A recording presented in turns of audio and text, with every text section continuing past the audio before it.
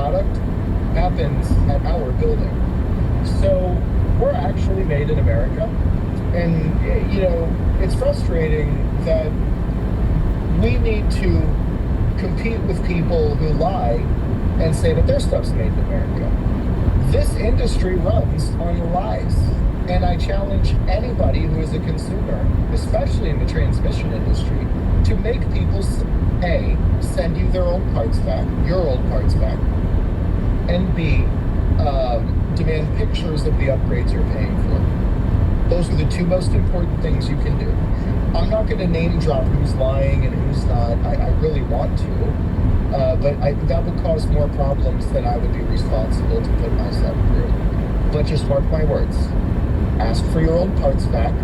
Ask for pictures of what's being upgraded. Do not let them tell you it's proprietary, because everything you're seeing right now is proprietary, and they can't do anything about it because I own my intellectual property. Proprietary is a lie, and trade secrets is a lie. Don't fall for it. You made me think of something I saw. I see questions like this in the comments all the time, and they say, well, if I upgrade to next gen when I get a brand new truck, what's going to happen if my transmission fails and then I go into the dealer and they tear it apart? I started thinking about a solution to that, and tell me if this is crazy or not. But if I get my own parts back, so let's say I bought a new truck, I buy the next gen upgrade kit, I have my old valves. If I do it on my own, or whether I have a transmission shop, I should be able to get my old OEM stuff, right? Just put it in the bag. In theory, like the 1 or 2% chance that I end up having a transmission problem, could I then just put the OEM parts back in and refill it with fuel fluid and take it in and say, hey, this thing's warped? Well, you absolutely could. I don't know about the whole legal end of that, if they would say that you're defrauding the warranty system or something. I mean, you know how OEMs are. They'll invent any sort of reason to not give you what you're entitled to. So yeah. I don't put anything past them. From a mechanical perspective, there's no reason you can't do that, and that's strictly a mechanical perspective. Now, they're going to say, oh, you tampered with it or something. Look, the reality is that if you didn't tamper with it, it would have failed in half the time, so I really don't know what that's supposed to mean. But that's just my own opinion. What are we looking at here? Is this the Ford valve body? Either that or an early 10L80. They look nearly identical, but in short, yes. You have your 6 linear solenoids on the back. The 10R100 and 10R140 have 7. The 10R140 does not have a TCC regulator valve, and it doesn't have a lockup control solenoid. The lockup control solenoid was replaced with a 7 linear solenoid, such as you see here. This is why the 10R100 and 10R140 have the blue solenoid, but not the green solenoid, and the 10R80, 10L80, and 10-speed Allison have both the blue and the green solenoid. The green solenoid is serving the purpose of one of those linear solenoids on the end of the valve body. And you sent this, so these are your new valves? Yes. In a Ford valve body. These are billet steel valves in a Ford valve body, correct. Okay. So the old OEM versus your new valves. Okay.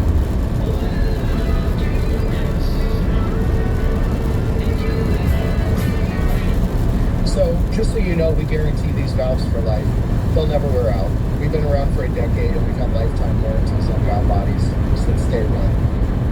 I would encourage anybody, consider the difference, study the difference, educate yourself. Don't take my word for it. Don't just trust some guy on YouTube. Look into things independently.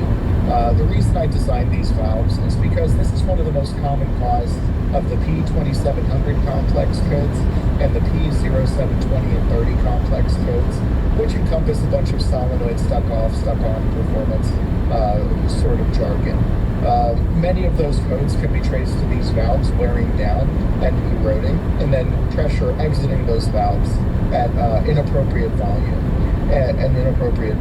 And that causes these valves to not move in the right amount of time. And when the computer is monitoring shift time and it sees that the shift took too long to execute, that'll usually trigger the computer to index a code associated with that condition. And these valves prevent that. What was this? You sent this along as well. So this is a priority valve. This one looks like it's out of a 10R140 or a 10R100. The 10R60, 80, and 90 priority valve looks identical. It's just a hair shorter. I believe this is the heavy duty one, the 100 and 140. Now, once again, this is a billet steel smooth bore valve. The factory gave you aluminum ribbed valves that are designed to wear the bore out prematurely. The reason that this is important to upgrade is this valve prevents the transmission from melting down when there's a conflict of line pressure. So whenever you have too much pressure or too little pressure going somewhere, if it reaches a point where the transmission software believes that it is likely to experience a meltdown, the pressure that is responsible for moving this valve will send that oil through lubrication and the converter instead of prioritizing it for net apply pressure, which is turning the clutches on and off. That's what this does. It's chamfered on one of the lands so that it barely has to move in order for oil flow to take place. It's a common leak point, and it's important that people have a steel one. I've seen a couple on the market that are this Junko factory material, and they just come with a sleeve or something. The sleeves just wear out. The sleeves are weaker than the factory casting in most cases. That's not a solution to the problem. The other thing is that the sleeve doesn't correct bore wear most of the time, because bore wear usually happens in an egg shape. And so what's happening is, if you put a sleeve in there, it's leaking around the sleeve because it did not wear in a perfect circle. So sleeves are not a reliable way to fix problems in transmissions. I understand in the engine community they can be. In the transmission world, they don't do anything 99% of the time. And what's this little valve? This is a compensator feed valve. This is basically the opposite of line pressure. This is the pressure that sits behind the apply pistons to turn them back into the off position. This travels through the lubrication circuit of the transmission. In fact, this is part of why the Ford 10R140 and 10R100 don't have a lube regulator valve, is they use the compensator feed valve, which is almost the same thing. They wear out very, very quickly. Once again, we designed the only billet steel one in the industry. It's got multiple seals on it. And then in addition to that, you get a recalibration spring that brings this pressure up. This helps time clutch deactivation better. This also prevents wear in this portion of the valve body for life. Once again, we guarantee this valve for life because we guarantee everything that we sell for life. So yeah, that's what it does. Does this normally have O-rings on it? Is that what this little... No. Well, from the factory, no. From us, yes. Yeah, they get the Buna nitrile hydrometer O-rings. They're specifically designed for bore movement, high temperatures, oil submersion. They're specifically designed for that. And once again, we warranty the rings for life as well. You're never going to have a ring issue. We guarantee it. The only time anyone's ever called us for rings is if they lost one or they accidentally ripped one trying to force something in or something. Nobody ever calls us because their rings wore out. That doesn't happen. Yeah, I see that as a... People always have that concern. It's kind of a natural concern anytime you see rubber. You know, everybody thinks of,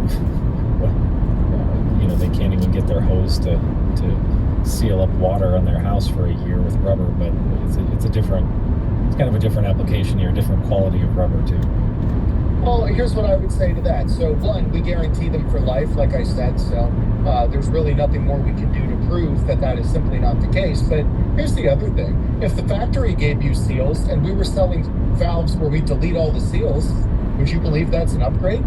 Wouldn't you think, don't the seals need to be there for something? So they do need to be there for something. That's why our valves have lifetime warranties, and Ford and General Motors can't do that because they know their valves wear out over time, and our billet steel sealed off valves don't do that. So once again, these products have demonstrated themselves for the past decade.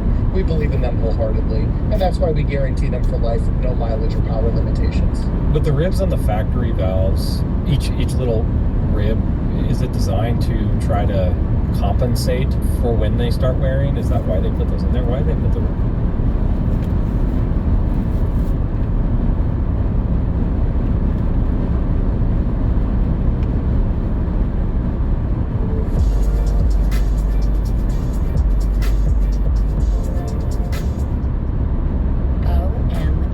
Yep, the chart house from Value City. It's the perfect mix of classic design and everyday practicality. And it has a secret. Oh, I love secrets. It has not one. Well, I'll tell you what engineers say it's for, and then I'll tell you what it's actually for, in my opinion. So engineers would tell you that they are quote unquote cleaning lands, and they're supposed to capture material and help it travel throughout the bore without eroding the bore. The issue is that this is fake news. This is automotive industry propaganda, and it's completely untrue.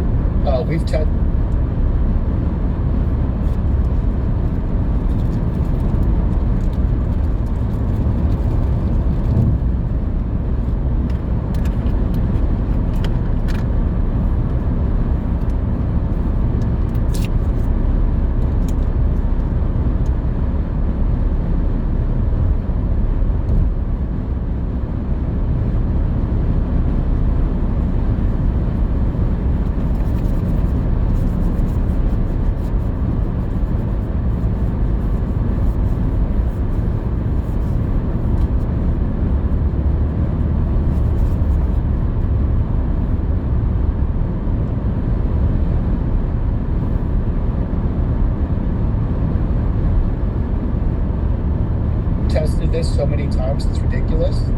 Every time you compare smoothbore valves to valves that have cleaning lands, you will see that the smoothbore valves survive longer in every application. It's simply untrue. They're trying to exacerbate bore wear. They're trying to make bore wear happen quicker. In my opinion, it's planned obsolescence. I designed all of our valves to be smoothbore to minimize friction. Friction is one of the greatest causes of bore erosion. Anybody that told you these are cleaning lands either doesn't know what they're talking about or they're just lying to you to sell you something. I saw something in this image. Is that a hole? It looks like a black, like a crack. Are they hollow? No. So Okay. what you're seeing is a mill cut that's used to yeah, so when the valve is in the closed position, a tiny bit of oil can still backflow out of the clutch pack, and that's what those do. If you look closer, ours actually have the same feature. It's a milling operation. So when we manufacture ours, we have live tooling that travels over the guide bushing of the lathe and then comes down and adds that cut. That's a backflow exhaust cut. That's what they're doing. We're testing if that's even necessary right now. So far, it does not appear to be necessary, but out of an abundance of caution, we manufacture them with that same exhaust system built into the valve. You sent this one over too. What are we looking at here? This looks like a Lincoln Navigator. So if you look on the left, you'll see a manual valve. Ford 10R80s almost never have that. When they have the manual valve, they have something called a manual valve position sensor, I believe is what they call it. That's what I'm going to call it. And it's a black piece over the valve body that looks for where that valve is located. This is part of the park by wire system. So this is the same system that's come under lots of scrutiny.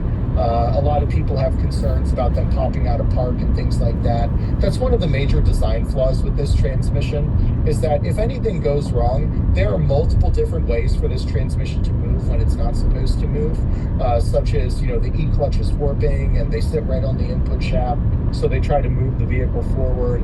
If they warp and they end up having physical contact with any amount of pressure behind them, even if you're in park, things like that.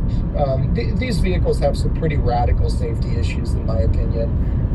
That's why when I redesigned this valve body, safety, ease of use, low cost of lifetime maintenance, and frankly, just bomb-proof reliability were my biggest priorities. Yeah, I asked you before we started recording here. I was incorrectly, I think, assuming that maybe Fords were more reliable than General Motors, and maybe I was thinking it was just due to some of these separator plate differences. But you were telling me that it's more about supply. You want to describe why you think that they're maybe similar as far as failure rate? It's just Ford's better at supplying the backups? Yeah, I absolutely can. So a lot of people have been telling us, well, is the Ford better? And then, the Ford guys who are in the crapper are obviously like, well, is the GM better? And there's a lot of that back and forth. I think some people think the Ford is better because they hear about less trauma with it. Obviously, there's still crazy issues, but it doesn't seem to be as rampant. Well, the reason I disagree with that is because Ford can get you a valve body in a week usually. General Motors, for the most part, cannot do that. And so we hear about a lot of crises where people's businesses are down and they need loaner vehicles. That's the stuff we hear about from GM. And so I think it artificially makes the GM problems sound like they're more common when in reality there's just louder voices behind them. The Ford 10R80 is no more reliable. We do sell slightly more parts for the GM. I'd say significantly more. But again, that's because thousands of people on the GM side are actively down and calling us for parts because they can't get anywhere. Whereas on the Ford side, you'd only be down a couple weeks while they get a valve body in, and they get you down the road so you can have the exact same problem in another 35,000 miles, in my opinion. That's crazy. From a layman's perspective like mine, or just, consumer perspective, up until maybe a few years ago, like, people kind of knew that there were 10-speed issues going on, but it just felt like normal. Hey, this is just normal planned obsolescence stuff or normal General Motors issues. Whereas now, since the supply has been so bad and people are sitting waiting for 4 months sometimes for a valve body, that's really what made it such a bigger story, I think, for General Motors, which is crazy. But they're the same. Yeah, they're really no better. There's a lot of parts sharing. I mean, you can see it for yourself. They're almost the exact same parts. Anything Ford has done to try and differentiate their transmission by any meaningful amount from the General Motors 10L80 referencing their 10R80. Nearly 100% of that is fake news and misleading advertising, in my opinion. It's completely and totally false. And as usual, there's no journalism in the automotive industry, only entertainment and advertising. And that's why nobody seems to want to tell the truth. But that's okay. I will. I don't care. So we didn't go through this image yet. What the heck is this? this looks like a 10R100 or 140 that is four-wheel drive. And if you look at the separator plate, this is the contrast between the factory separator plate in the 10R80 and all of the GM counterparts. It's this really thin steel, and it's got this black little silica bead running all around it that lays over all of the circuits to try and help it seal. The issue is that they blow out. It's super unreliable. They got this idea from their daddy, ZF. ZF does the exact same thing. And much like ZF products, the bead blows out. It ends up leaking around the separator plate. This is not an original idea. The other thing Ford is doing incorrectly here, and we actually eliminate, is they put these filters in the separator plate. Now, they would tell you that this is to minimize bore wear. There's no evidence that it has a major impact on bore wear. That's more fake news and propaganda.